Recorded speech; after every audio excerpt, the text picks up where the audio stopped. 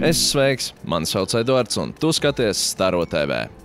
Viens no šī gada gaismas festivāla Staro Rīga objektiem ir Dzelzceļa muzejs, uz kurien arī devāmies, lai aprunātos ar direktori un mākslinieku par to, kā tas izskatīsies šī gada gaismas festivālā. Šobrīd atrodos Latvijas Dzelzceļa muzejā kopā ar objekta lokomotīvas citā gaismā mākslinieku Eināru Tīmu. Labdien! Sveiki! Tātad šogad gaismas festivālā Staro Rīga piedalās arī pats Dzelzceļa muzejs. Nu tad nedaudz īsumā par šo te objektu, kā tas izpaudīsies un kas būs redzams skatītājiem. Skatītājiem būs redzams izgaismos lokomotīvas, jo tās ir ļoti daudz un ļoti krāšņas, un viņas paši par sevi ir krāšņas. Tādēļ izgaismojot tās citā gaismā, tās dos iespēju cilvēkiem sajūsmu un prieku. Un cik ilgs laiks un cik liels darbs tiks ieguldīts tātad šī te objekta izgraznošanā? Mēs esam sākuši to visu plānot jau no vasaras beigām. Bija vairāk saskaņošana un tādas lietas, bet mēs jau esam sākuši tehniski uzstādīt elektrības un visas pieslēgums, pie kurām pēc tam mēs liksim klāt lampas un stādīsim visu augšā. Šī gada gaismas festivāla Staro Rīga programmas nosaukums ir Latvijas māju sajūta meklējot. Kas jums rada māju sajūtu?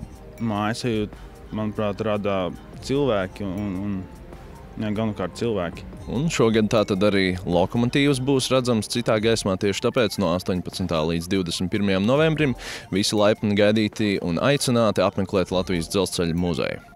Šobrīd ar mani Latvijas Dzelzceļa muzejā kopā Dzelzceļa muzeja direktora Ieva Petersona. Labdien! Labdien!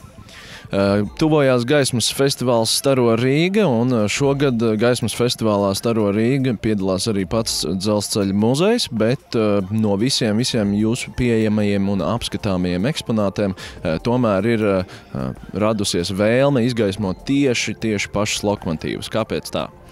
Es domāju, ka lokomotīvas un vagoni ir mūsu muzeja identitātes zīme, protams. Ar to mēs īpaši atšķiramies no citiem muzejiem. Un mēs arī lepojamies ar savu ritekļu kolekciju, kas ir lielākā placliežu ritekļu kolekcija Baltijā. Un Staro Rīga festivāls ar savām gaismām piešķirs mūsu kolekcijai tādu īpašu noskaņu. Un sakiet, kas jums pašai saistās ar gaismas festivālu Staro Rīga? Pirmkārt jau es domāju, ka tā ir tāda akcija, kas piešķir novembrim, kas mūsu valstī ir īpašs mēnesis, tādu dzīvespriecīgāku un krāsaināku noskaņu. Un, man vienmēr ir interesanti tie objekti un patīk tie objekti, kuros ir kaut kas nevis varbūt tikai izgaismots, bet arī kāda oriģināla ideja. Un šī gada gaismas festivāla Staro Rīga programmas nosaukums ir Latvijas māju sajūta meklējot. Kas jums pašai saistās ar māju sajūtu?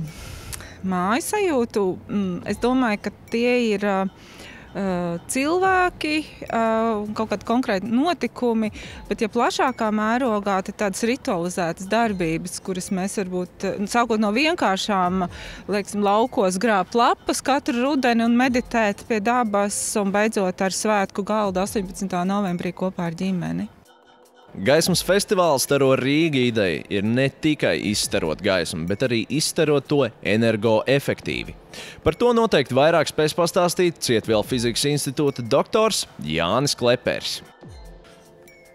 Šobrīd atrodamies Cietvielu fizikas institūtā, ar mani kopā objekta Saules koks, zelta ābele, gan dizainers Tālivaldis muzikants. Labdien! Labdien! Gan arī pētnieks Jānis Klepers. Labdien! Labdien! Pastāstiet varbūt tad nedaudz sīkāk par pašu šī te objekta ideju, par idejas rašanos, no kurienes tā radās. Saules koks, tā ir vienlaikus saules elektrostacija un gaismas dizaina objekts. Ideja jau radās pirms 4 gadiem. Es uztaisīju nelielu maketiņu. Tas bija Mākslas akadēmijas dizaina kursā, dizaina pedagogi. Tādā kursā es biju. Un šī ideja radusies no dzīvās dabas. Kā dabā koks ar lapām uztver saules enerģiju un pārvērš to derīgā produktā koksnē. Tā man radās ideja, ka vajadzētu šo enerģiju pārvērst derīgā produktā elektrībā.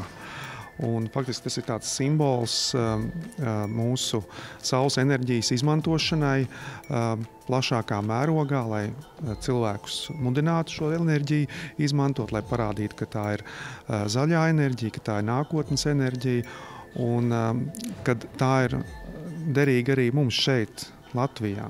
Un kāpēc zelta ābele koks? Tāpēc, ka ābele ir visizplatītākais augļu koks Latvijā, arī citās valstīs.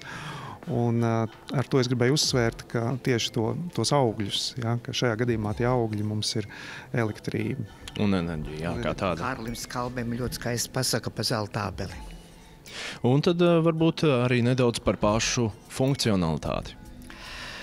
Koka lapa šobrīd veido tātad kārtīgi silīcija kristāliskie saules paneļi, kuri spēj saražot 20 vatus katrā lapa, un tas viss nonāk akumulatorā, kur tiek uzkrāts, un tā kā paliek tumšs, kad lapai vairs nesaņem saules gaismu, tad ieslēdzās jau viņas funkcijas. Tas ir šobrīd tas ir apgaismojums, bet principā varētu būt arī rozetes priekš mobilām ierīcēm un tā tālāk. Varbūt pat elektrovelosipēdu varētu kādu mirkli palādēt. Tātad būtībā, ja šis objekts ikdienā atrastos, teiksim, kādā no galvaspilsētas skvēriem, tad ik viens garām gājējs tam varētu rast pielietojumu priekš sevi. Jā, mūsu institūts Ķengaragā pie Daugavas, un mēs atsimetam uz Daugavas promenādi, ka tur tādi saules koki ik pa mirklim būtu. Tas vienkārši būtu lieliski. Un cik noprotam, tad šim objektam ir arī nākotnē skatoties arī nākotnes izaugsmes iespēja. Ir nākotnes izaugsmes iespējas, protams, arī tā, ka mēs strādājam pie nanotehnoloģiju un plānslāņu pārklājumiem, tad tā nākotnes izaugsme noteikti būs tāda, kad mēs mēģināsim salikt, lai katra lapa ir pašpietiekama. Konkrēti katrā lapā jau iekšā būtu integrēta gan enerģijas savākšanas, gan uzkrāšanas, gan arī gaismas atdošanas funkcija. Ar plānslāņu tehnoloģijām šobrīd jau izskatās, ka tas varētu būt iespējams pēc kādiem 5-10 gadiem varbūt. Bet jebkurā gadījumā tāds koks ir pašpietiekams, viņam nevajag nekādus elektrības piebatus. Mēs ceram, ka mūsu Latvijas sezonā vēl jātestē, vai mēs vasarā noteikti enerģijas mums paliks pāri, bet vai ziemā pietiks. Tādos un citādākos veidos gaismas festivālā Staro Rīga tiks izstarota gaisma no visdažādākajiem objektiem. Bet kas par šo gaismas festivālu sakāms Rīgas mēram Nilam Ušakovam? Skatāmies turpinājumā. Ar mani šobrīd kopā Rīgas domas priekšsēdētājs Nils Ušakovs. Labdien! Labdien! Rīgas doma katru gadu piedalās gaismas festivālā Staro Rīga. Šogad tas ir objekts numur 10. Kā to sauc un kā rīdzinieki to varēs redzēt? Rīdzinieki, tie visjaunākie piedalās šajā pasākumā, šajā projekta tapšanā. Patreiz daudzi, es nemaldos, jau vairāk nekā 100 zīmējumi, ko sagatavoja visjaunākie rīdzinieki. Un tālāk visi šie zīmējumi tiks projicēti uz Racnama sienām. Es jūtos tā saviļņots, gaidu, ko parādīs un ko sazīmēs bērni attiecībā domājot un gatavojoties Staro Rīga tieši uz Rīgas pašvaldības sienām. Skaidrs, ka katru gadu jums šis pasākums noteikti lielā mērā saistās ar darba pienākumiem, bet noteikti, ka pašam arī sanāk apmeklēt. Un kas varbūt ir tāds palicis atmiņā spilgtākais no aizgājušajiem gadiem? Tieši, kā jūs esat minējis, man tā svarīgākā ir otrā daļa. Ar teicīgi paņemt ģimeni un aiziet normāli pastaigāties, kad uz 2 vakarus vismaz, lai visu apiet un visu izpētīt. No tiem objektiem, kas bija pagājušajos gadus, protams, 14. gads, kad mēs bijām kultūras galvaspilsētā, tas bija visaugstākais līmenis, sakot no objekta preti Basteikalnam. Pētera baznīca bija ļoti interesanta. No iepriekšējiem gadiem vienmēr smuki izskaties skanstas virsotnes. Vienkārši tāds kā elements pilsētas panorāmā. Vienu gadu bija operas attiecīgi nams. Fasāde bija interesanta, tas, ko es tagad sitien varētu atcerēties. Bet tomēr jau, es nosauktu objektu numur 1, tas bija pagājušais gads fasāde preti Basteikalnam. Šī gada, manuprāt, graznākais objekts ir pats Brīvības piemineklis, kurš svin arī 80 gadu jubileju. Kāds ir jūsu paredzējums par to, kā tas izskatīsies? šīs projekts ir izaicinājums, tāpēc, ka tas ir brīvības piemineklis. Es atceros, minēšu no citu piemēru. Tas bija pirms kādiem 3 droši vien gadiem, kad mēs uzdrošinājāmies atļaut basketbolu spēlēt pie brīvības pieminekļa. Un arī bija tā, dalīt sajūtas. No vienas puses tas ir basketbols, no otras puses tas ir brīvības piemineklis. Rezultātā, kad mēs atļaujam, aizgāja uzurā. Un viss ļoti apmierināja, tāpēc, ka tā ir arī brīva spēlēt basketbolu pie brīvības pieminekļa. Par to mēs arī, tieši tāpēc mums ir neatkarīga valsts.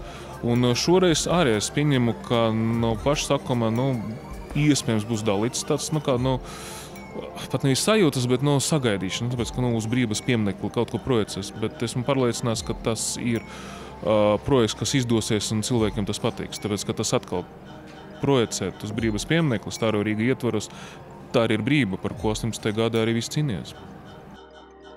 Šādi, dārgais skatītājs, Staro TV no tevis atvadās. Atceries, ka festivālā piedalīties vari arī tu, sociālajos tīklos lietojot hashtagu mājasajūta un padaloties ar to arī ar citiem. Apmeklē Līvu laukuma infocentri, kurā saņems savu festivālu programmu, internetā uzmeklē vietni www.staroriga.lv, novēl tev patīkamu festivālu un tiekamies Galvaspilsētas ielās. Gaismas festivāls Staro Rīga 2015. Programmā Latvijas mājasajūta meklējot, domāsim par vērtībām, kas mūs vieno Latvijā. Vērmanas dārzā apskatīsim starptautiskā projekta Baltijas gaismas ķēde, jauno mākslinieku darbus, kā arī Vecrīgā meklēsim objektus no Eiropas gaismas festivāliem. Piedalieties līdzdalības akcijā Rīgas karnevāls un izgaismosim savu pilsētu svētku noskaņās. Festivāls notiek ar Rīgas domas un festivāla sadarbības partneru atbalstu. Staro Rīga no 18. līdz 21. novembrim.